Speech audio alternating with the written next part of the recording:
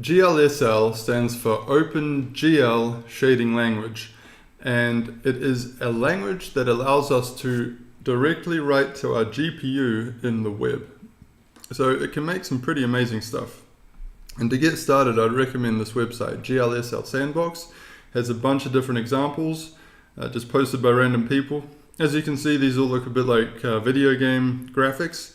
It's pretty impressive. So let's go into one and I'll take you quickly through it. So at the top of our shader, this is called a fragment shader because it makes computations on the pixels. So at the top we have our uniforms, which work a bit like props in React. We have a time, which is like a timer, incremental timer, a mouse, which stores our X and Y coordinates of our mouse, and a resolution that stores our screen width and height to allow us to get an accurate aspect ratio so our project doesn't look squished.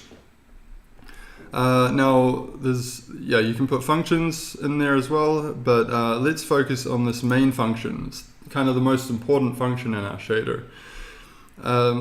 Now the main function takes an input, which is GL frag coord, and this input is actually the X and Y coordinates of our pixel, and it allows us to run computations on this X and Y coordinate.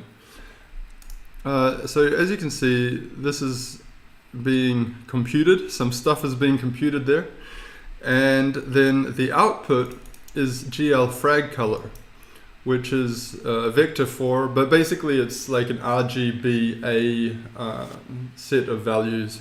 So that's the red, blue, green, alpha. And that's our color that gets returned to us and returned to our graphics card and rendered here. And that's it. That's a really basic introduction.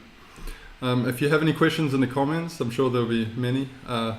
Please write them below, and thanks for watching. See you next time.